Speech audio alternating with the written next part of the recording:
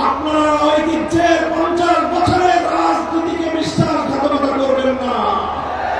শহীদ জিয়াউর রহমান, বেগম খালেদা জিয়ার আদর্শের সঙ্গে গাদ্দারি করে বিএনপি লিখতে পারবে না।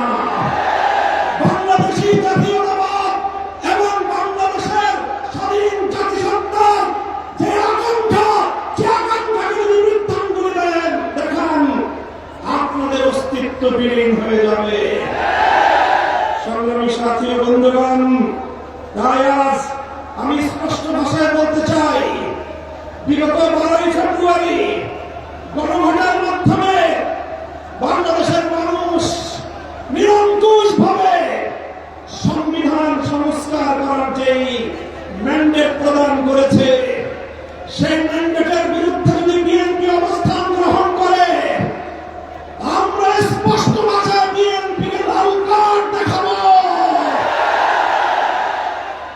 আমি বিএনপি নেতৃবৃন্দকে বলতে চাই, আমাদের একজন সহকর্মী আপনাদের নেতার বিরুদ্ধে একটা কঠোর শব্দ প্রয়োগ করেছিল, আপনারা মত করেছেন। তাই আমি ব্যক্তিগত আক্রমণ, ব্যক্তিগতভাবে কাউকে কোন কটু শব্দ উচ্চারণ করতে চাই না। তবে একটা কথা বলতে চাই, যেই 12ই ফেব্রুয়ারি নির্বাচনের মাধ্যমে আমাদের জন্ম হয়েছে, আপনারা যে 12ই ফেব্রুয়ারির গর্ভে জন্ম নিয়েছেন, সেই জন্ম নেওয়ার পরে এখন 12ই ফেব্রুয়ারিকে অস্বীকার করছেন, অর্থাৎ জন্ম নেওয়া সন্তান পিতা মাতার বিরোধকে অস্বীকার করছেন। এর বেশি আর কিছু বললাম না। যদি আমাদেরকে বলতে বাধ্য করেন, আমরা এরপরে আর কোন ব্যক্তিগত সম্মানের দিকে তাকিয়ে আমরা আমাদের মুখ বন্ধ রাখতে পারবো না। মনে রাখবেন, জুলাই বিপ্লবের ভিত্তিতে যে গণভোট হয়েছে, সেই গণভোটে এদেশের ছাত্র জনতার 24-এর বিপ্লবের যে গণ আকাঙ্ক্ষা, রাষ্ট্র সংস্কার, রাজনৈতিক বন্দোবস্তের যে সংস্কারের দাবি, সেই সংস্কারের দাবিগুলোই পয়েন্ট আকারে গণভোটে 4টি পয়েন্ট আকারে জাতির সামনে উপস্থাপন করা হয়েছিল। গণভোটের ইতিহাস আপনাদেরকে স্মরণ করিয়ে দিতে চাই। বাংলাদেশে ইতিপূর্বে আরো 3টি গণভোট হয়েছে। আজ 2026 সালে 4র্থ গণভোট হয়েছে। ইতিপূর্বে 3টি গণভোটের রায়ের সঙ্গে কেউ গাদ্দারি করে নাই। শুধু বাংলাদেশ নয়, বিশ্ব ইতিহাসে যতগুলো রাষ্ট্রে গণভোট এবং রেফারেন্ডাম হয়েছে, আজ অবধি কোন গণভোট এবং রেফারেন্ডামের সঙ্গে কেউ গাদ্দারি করে নাই। বিএনপি যদি আজ এই গণভোটের সঙ্গে গাদ্দারি করে, শুধু বাংলাদেশ নয়, বিশ্ব ইতিহাসের গাদ্দার দল হিসেবে চিহ্নিত হবে।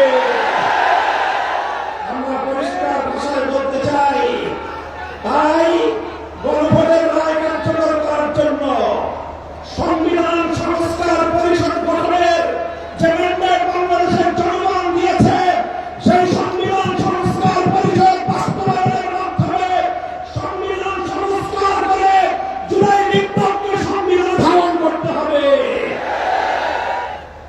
আমরা মাননীয় প্রধানমন্ত্রী, তিনি দেশের মানুষকে এখন বলে বেড়াচ্ছেন জুলাই সনদকে অক্ষরে অক্ষরে বাস্তবায়ন করবেন।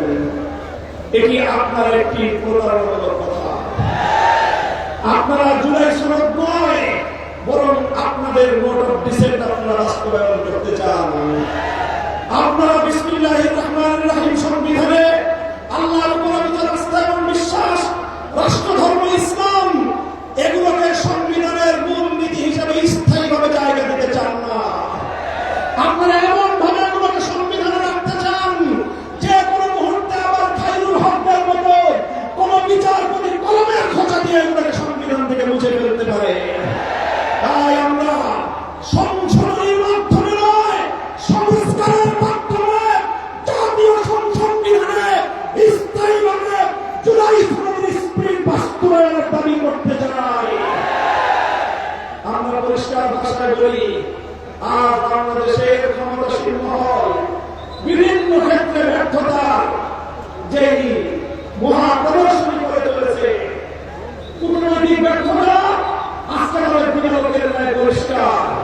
বাংলাদেশের বর্তমান সরকারের কূটনৈতিক ব্যর্থতার কারণে আজকে একটি দেশ থেকে আধিপত্যবাদী দেশ, যারা বাংলাদেশের মানুষের অধিকারকে 15 বছর পর্যন্ত পায়ের নিচে পিষ্ট করেছে, সেই আধিপত্যবাদী দেশ বাংলাদেশে একজন কূটনীতিক নিয়োগ করেছেন। বিশ্ব ইতিহাসের সকল কূটনৈতিক সভ্যতা এবং ভদ্রতার স্বাধীনতাকে উপেক্ষা করে তাদের একজন দলীয় এজেন্ডা বাস্তবায়নকারীকে বাংলাদেশে সেই বিজেপির দলীয় এজেন্ডা বাস্তবায়ন করার জন্য কূটনৈতিক হিসেবে বাংলাদেশে নিয়োগ দিয়েছে। অথচ বাংলাদেশ সরকার এটার কোন প্রতিবাদ জানায় নাই। আমরা পরিষ্কার ভাষায় বলতে চাই, আমরা ভারত রাষ্ট্র এবং তার জনগণের সঙ্গে বাংলাদেশ সমতার ভিত্তিতে কূটনৈতিক সম্পর্ক স্থাপন করতে চাই। বাংলাদেশকে বিজেপির কোন দলীয় ফর্মে পরিণত করতে দেব না। বাংলাদেশের বর্তমান সরকারের কূটনৈতিক ব্যর্থতার কারণে হরমুজ প্রণালীতে বাংলাদেশের তেলের জাহাজগুলো বারবার আটকে যাচ্ছে। বন্ধুপ্রতিম দেশ ইরান বাংলাদেশের সঙ্গে বন্ধুত্বের হাত বাড়িয়ে দেয়, কিন্তু বাংলাদেশ চরমভাবে কূটনৈতিক ব্যর্থতার পরিচয় দিয়ে এখন পর্যন্ত হরমুজ প্রণালী থেকে একটি জাহাজ অবমুক্ত করতে পারেনি। যদি আপনারা না বলেন ব্যর্থতার দায় শুধু আপনি আমাদের দায়িত্ব প্রদান করেন, আমরা হরমুজ প্রণালী থেকে বাংলাদেশের তেলবাহী জাহাজ মুক্ত করে বাংলাদেশের জ্বালানি সংকট নিরসনের ভূমিকা পালন করতে প্রস্তুত হয়েছে। আপনারা কি করবেন, কি করছেন? বাংলাদেশ ব্যাংকের গভর্নরের পদ গ্রহণ করেছেন।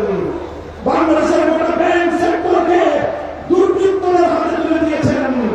এভাবে ব্যাংক সেক্টর থেকে আবার দুর্বৃত্ত করার মাধ্যমে বাংলাদেশ থেকে আপনারা ধ্বংস করার পায়তারা করছেন।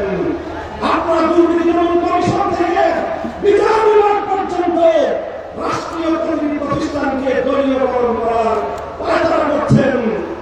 আমাদের আখেরি পয়গাম, বাংলাদেশ ইনশাআল্লাহ কোনদিন সেই এক দলীয় বাকশাল তন্ত্র অথবা বিএনপি তন্ত্রের যুগে ফিরে যাবে না।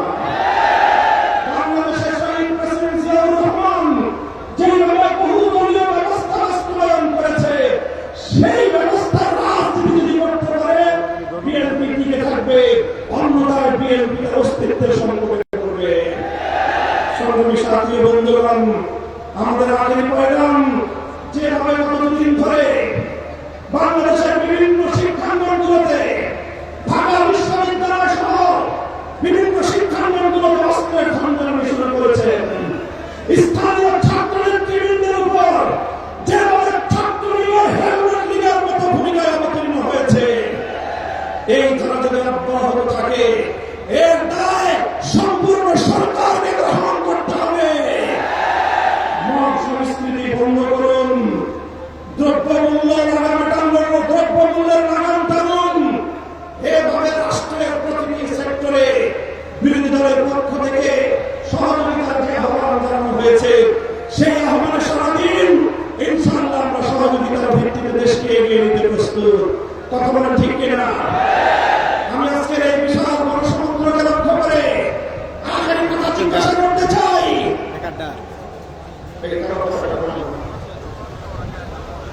আমি আপনাদেরকে বলতে চাই, আজ গণভোটের রায় বাস্তবায়নের জন্য বাংলাদেশ খেলাফত মজলিস যে ডাক দিয়েছে, এটি আমাদের সর্বশেষ কর্মসূচি নয়। আজ আমাদের গণভোটের রায় বাস্তবায়নের জন্য কর্মসূচির যাত্রা শুরু। এই কর্মসূচি নিয়ে আমরা বাংলাদেশের প্রতিটি প্রান্তে প্রান্তে ছড়িয়ে যাব।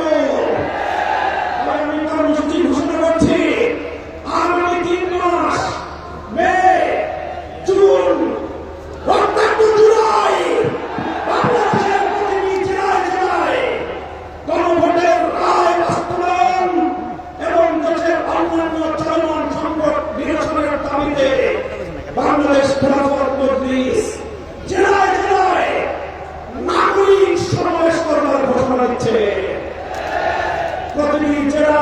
ডিসেম্বরে বাস্তবায়নের পর 2026 সালের 34শে জুলাই 5ই আগস্ট ঐতিহাসিক ঢাকায় বাংলাদেশ খেলাফত মজলিসের ডাকে গণমিছিল অনুষ্ঠিত হবে ইনশাআল্লাহ। কর্মসূচিগুলো আপনারা বাস্তবায়ন করবেন তো ইনশাআল্লাহ। আমরা আমাদের আবার নাম দিয়ে যেতে চাই, এই গণভোটের রায়ের সঙ্গে যদি বিশ্বাস